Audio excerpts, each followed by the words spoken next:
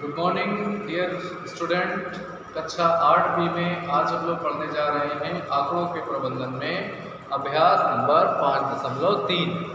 तो आज हम लोग अभ्यास 5.3 के कुछ प्रश्नों को देखेंगे और इसके हल जानेंगे। आइए हम लोग देखते हैं सबसे पहले प्रश्न नंबर 4। आप सभी लोग अपनी अपनी किताबों में प्रश्न नंबर 4 पढ़िएगा और समझिएगा।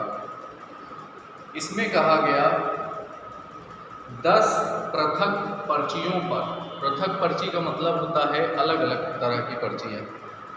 10 पृथक पर्चियों पर 1 से 10 तक की संख्याएं लिखी हैं। एक पर्ची पर एक संख्या लिखी है, दूसरी पर दूसरी है, तीसरी पर तीसरी संख्या लिखी है। उन्हें एक बॉक्स में रखकर अच्छी तरह से प्रकार से मिला दिया जाता है। बॉक्स के अंदर से बिना देखे एक पर्ची निकाली जाती है और निम्नलिखित की प्रायिकता क्या होगी। बेटा सबसे पहले सवाल को अच्छी तरह से समझना चाहिए। देखिए हुआ ये है कि 10 पर्चियाँ हैं और 10 पर्चियाँ अलग अलग हैं। उन 10 पर्चियों में 1 से लेकर 10 तक की संख्याओं को लिख दिया गया है। हर एक पर्ची पर अलग अलग संख्याएं लिखी हैं। पहली पर्ची पर 1 लिखा है, दूसरी में 2 है, इस तरह की लिखी गई हैं। उसके बाद इन सभी पर्चियों को आपस में मिलाकर इनको एक बॉक्स में रख दिया गया है। अब सुनिए बच्चों, बॉक्स के अंदर से एक पर्ची को बिना देखे हुए निकाला गया, यानी बिना देखे का मतलब होता है उसके अंदर क्या लिखा है ये ना देखकर निकाला जाता है। अब आपको बताना है निम्नलिखित की प्रायिकता क्या है। संख्या 6 प्राप्त करना। संख्या 6 आ जाए, यानी जब आप एक पर्ची निकालें तो उस पर्ची पर संख्या 6 आ जाए, इस बात की हमें प्रायिकता बतानी है। तो आइए हम लोग देखते हैं कैसे करेंगे इसको।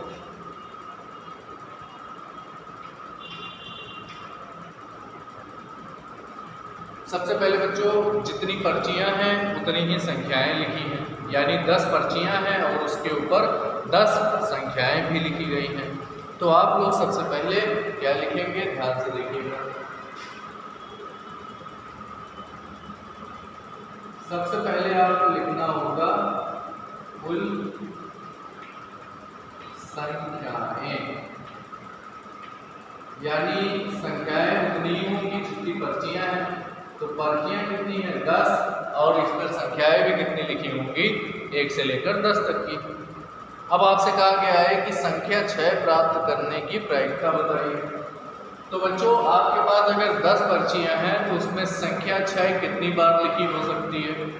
बेटा एक पर्ची पर एक संख्या है तो संख्या 6 भी एक बार लिखी होगी। तो आपको देखना होगा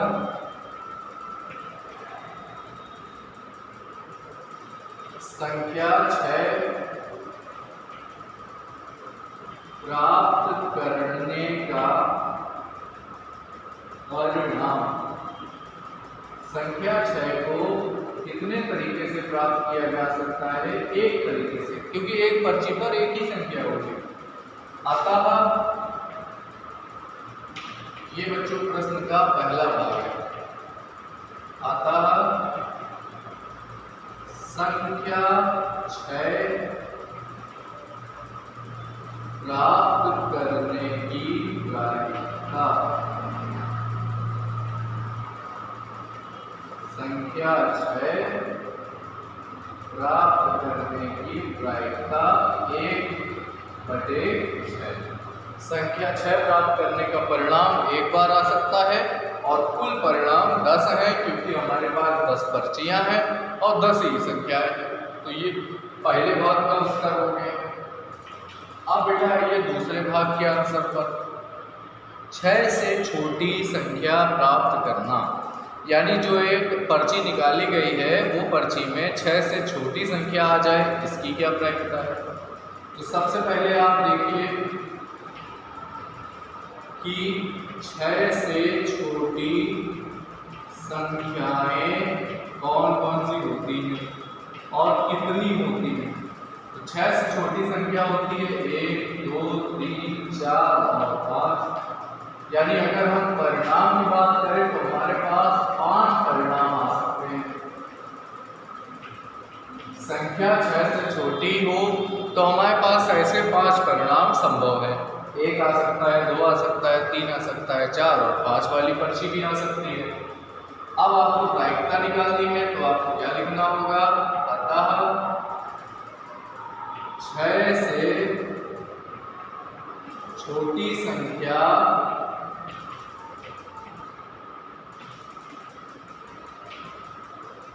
प्राप्त करने की प्रायिकता,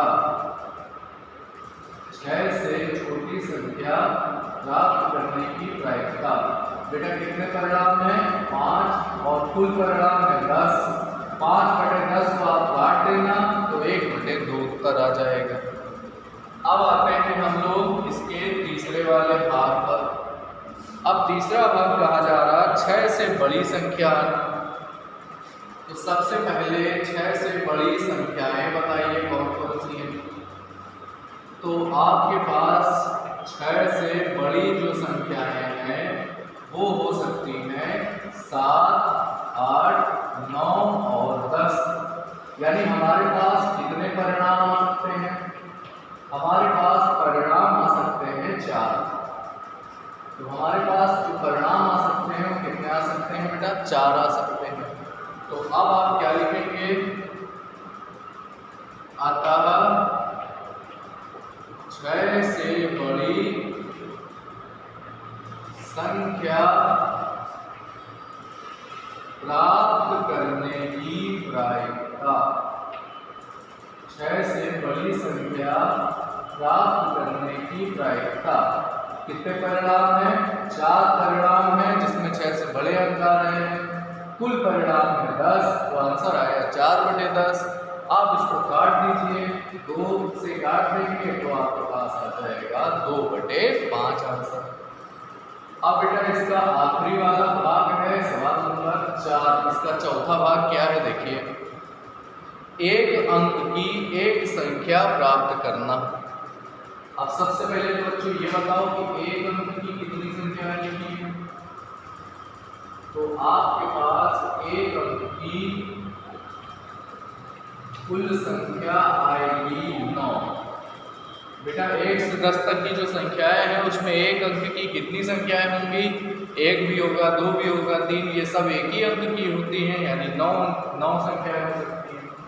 कुल संख्याएं कितनी थी, 10 थी। तो एक अंक की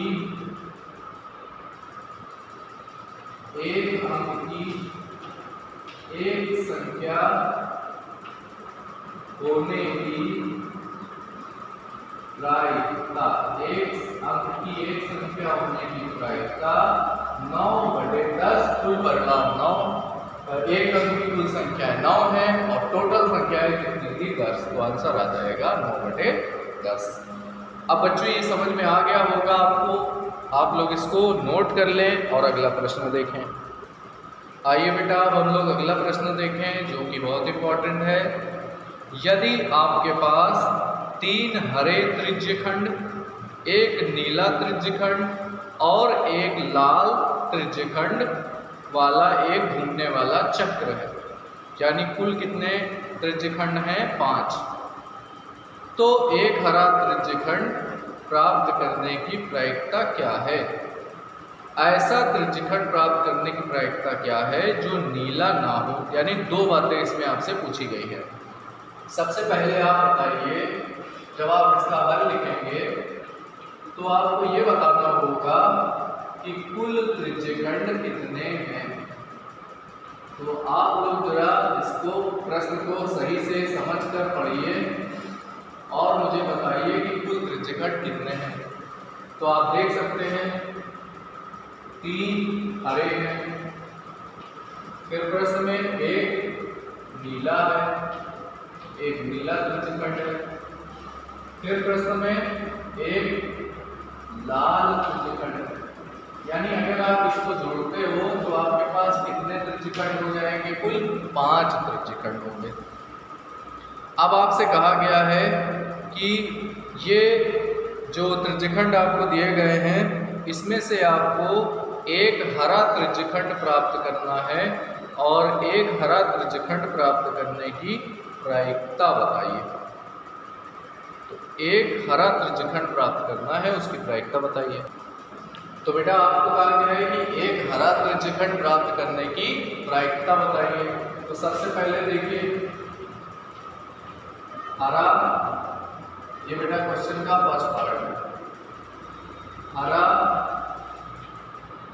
त्रिज्यखंड बराबर कितने हरे त्रिज्यखंड है 3 और कुल कितने त्रिज्यखंड है 5। तो बेटा आप यहाँ क्या लिखेंगे, हरा त्रिज्यखंड और एक लाइन और बढ़ा लेंगे, अतः हरा त्रिज्यखंड प्राप्त करने की प्रायिकता, हरा त्रिज्यखंड प्राप्त करने की प्रायिकता 3 हरे हैं और कुल कितने हैं 5। तो आंसर आ जाएगा 3/5। अब ध्यान से समझिए बच्चों, अगला भाग इसमें क्या है, ऐसा त्रिज्यखंड प्राप्त करने की प्रायिकता बताइए जो नीला ना हो। तो आप सबसे पहले ये बताइए वह त्रिज्यखंड जो नीला ना हो, त्रिज्यखंड जो नीला ना हो। ऐसे कितने त्रिज्यखंड है जो नीले ना हो। तो बेटा ये वाला हटा देंगे, 3 हरे हैं और 1 लाल है, यानी 4 त्रिज्यखंड ऐसे हैं जो नीले नहीं है। तो यहाँ पर 4 त्रिज्यखंड ऐसे हैं जो नीले नहीं है और कुल त्रिज्यखंड कितने हैं 5। तो अब आपको लिखना होगा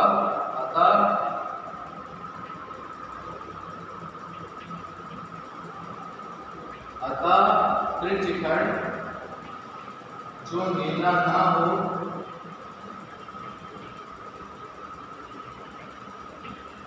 हमें इसकी क्या निकालनी है, प्रायिकता। तो जो त्रिज्यखंड नीला ना हो यानी 4 ऐसे हैं जो नीले नहीं है और कुल कितने त्रिज्यखंड दिए गए हैं 5। तो आंसर आ जाएगा 4/5। तो इस तरह से बच्चों इसका आंसर आया 4/5। अब सबसे आखिरी का जो प्रश्न है वो आप लोगों को करना होगा। इसमें लिखा है प्रश्न नंबर 2 में दी गई घटनाओं की प्रायिकता ज्ञात कीजिए। सबसे पहले आपको बच्चों प्रश्न नंबर 2 लिखना है और उसमें जो घटनाएं हैं यानी अभाज्य संख्या, अभाज्य संख्या नहीं, इसको आपको अपनी कॉपी में लिख देना होगा। फिर एक पासे पर कुल कितनी संख्याएं होती हैं, 6 होती हैं। अब आपको हर बार प्रायिकता निकालना है तो बटे में आपको 6 वाली संख्या लेनी होगी। तो इस प्रश्न को आप लोग अपने आप से करने की कोशिश करेंगे। ओके बेटा, थैंक यू डियर स्टूडेंट्स।